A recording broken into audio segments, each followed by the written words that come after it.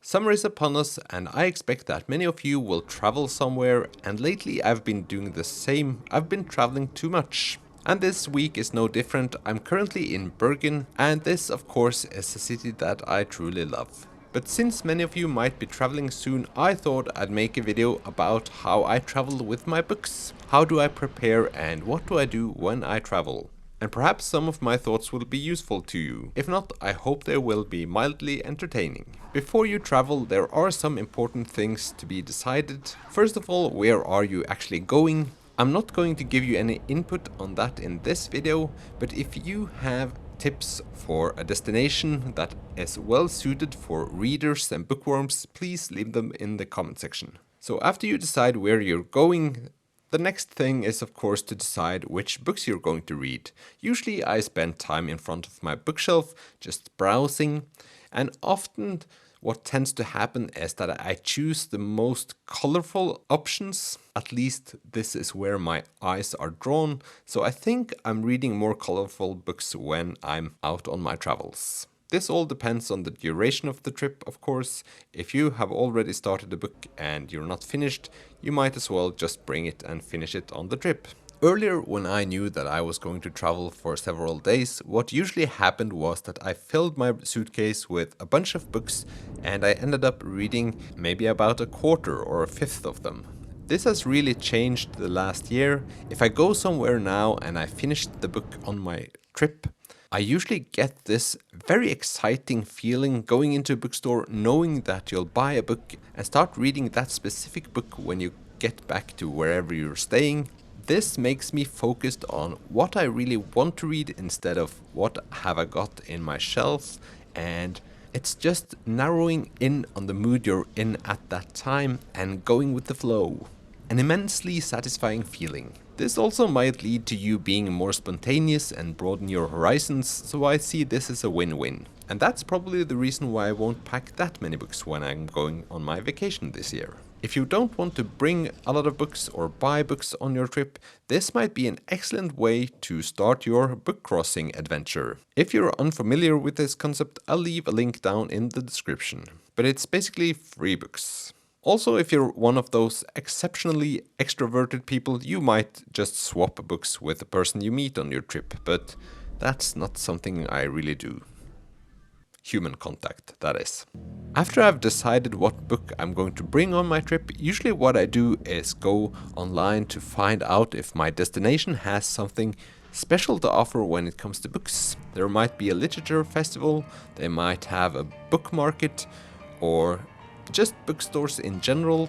I do really like just going into different kinds of bookstores. I am really hoping to find some good looking bookstores this summer. Before I leave my house to go on adventures, I need to pack my bags. I usually carry a backpack.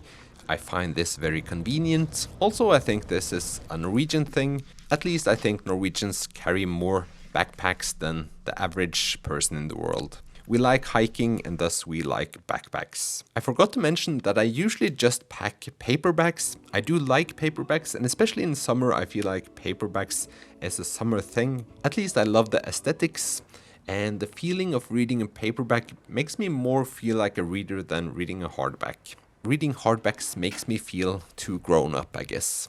There is something there. I do not know exactly what it is, but it's something. And if I had read more hardbacks, this next step would also be redundant, I guess. The way I pack my books in my backpack is that I wrap them in plastic. The best thing is to wrap them in a plastic bag that is just the size of the book. This is of course to make sure that the pages don't fold and look ugly, so basically that's why. I do also like the feeling of the books when they're in a small plastic bag. They feel more compact. This is starting to get weird, but it's the feeling I get.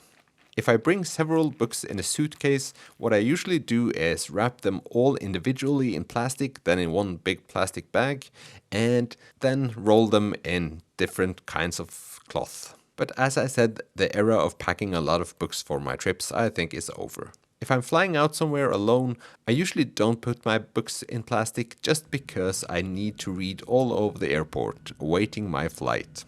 In general, the time I spend reading while flying is probably the most condensed and the best time I have reading because I'm just so focused. Probably because I can't look at my phone, or at least I can't do any interesting things with my phone, like going on Twitter and all that interesting stuff. Now over to one of those areas where I feel like I have the most expertise, and that is hotel stays.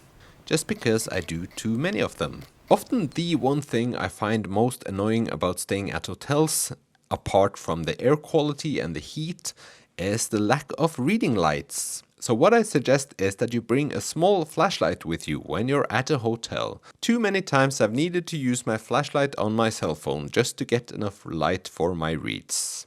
And this is really annoying. And a first world problem. Also, too often I end up sitting in my bed reading because this is where all the light is, even though this is bad for every other part of your body except your eyes. But this time in this hotel room I have excellent light, so it varies a lot. Of course, it's also okay to ask the people working at the hotel if they have another room for you, but I would struggle to explain why I need a new room. Not that long ago I stayed at a hotel with 2 reading nooks, where you could actually sit in the window and read. So there is hope, you just have to find the right hotels and the right people to ask. And last but not least, I know that e-readers exist and that they will probably solve all of these issues, but this is not that kind of channel. Also, if you've come this far, I guess that maybe you won't be bringing your e-reader as well, even though that would be the wise thing to do. But anyway, these were my book-related vacation tips. If you have tips that I haven't covered, please comment them below and share with this community. We'd love to hear your thoughts. I hope this day, week and summer will bring you joy. Thank you for watching this video and I'll see you in the next one. Bye!